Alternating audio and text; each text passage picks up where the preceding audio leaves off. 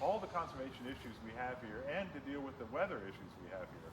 Flooding has been a big problem. I'd say in the history of this house, flooding has gotten much worse now than it ever has. So with rising sea levels and with changing in climate potentially, we're looking at ways to quickly get in here and deal with floods, to deal with moisture problems in the foundation. How do we keep the building dry?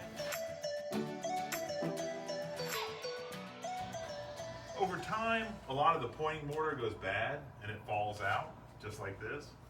And so people come back and tuck point, and unfortunately, a lot of the tuck pointing mortar sometimes is too hard, and it doesn't act in a way that allows moisture to move in and out. If the mortar's too hard, it can actually cause some deterioration of the brick.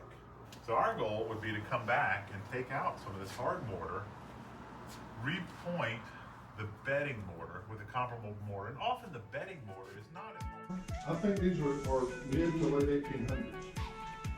And how long have you been doing this? Restorations? 46 years. And how long have you had your special assistant over here? 47 years. I'll give you the history of how that happened. Family business, her family. And no one wanted to do work on crystal, repairing crystal. So I started doing that and started learning the other forms of restoration we do in the way of porcelain and paintings. And early on, the chandelier work was just usually repairs, rewiring, cleaning, and then more and more it has evolved into a major part of the business.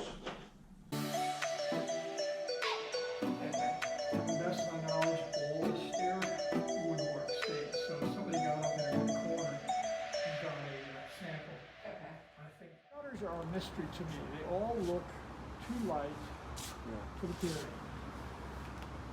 And I guess if you're up high, you might take a shutter or two off up there, or have Will take one Well, off. Francis Moby is going to take all these off as part of the second phase of work, so he'll have some down.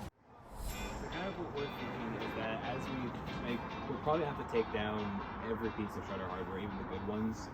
So our intention is to clean them up, strip all the paint, and then hot dip galvanize everything to try and at least help them last a little bit longer. Right. I mean, the ones that we can salvage anyway. Well, and this is one of those instances where the sort of purist preservation philosophy meets modern day treatments to help the stuff last long, Yeah. especially as exposed as we are here.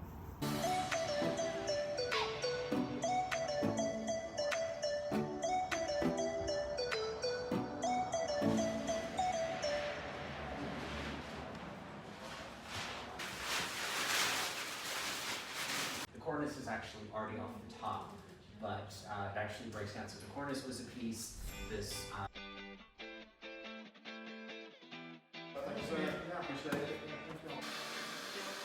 Let us first tell us who you are, who you work with. It's a noble thing to think about buildings that are 200 years old, extending their life another 200 years, and hopefully the work we do will do that and will help, preserve and protect them for other generations to come. To me, it's just adding wood to the rotted wood that's taken out of, instead of taking the whole jamb completely out and replacing the whole jamb. I call it the Dutchman because all I'm doing is just filling in where the rotted wood is. A little indentation in the floor. Sometimes I like to try and use a piece of wood to keep that indentation, but since I've got a small area to work with, I won't be able to get what I need in there and pry up.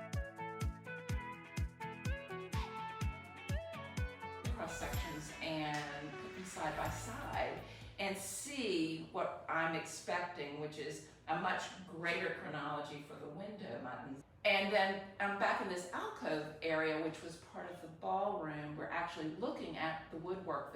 When we take them, so we can see exactly where we have it at, and then we take an overall as well, so we know the grade.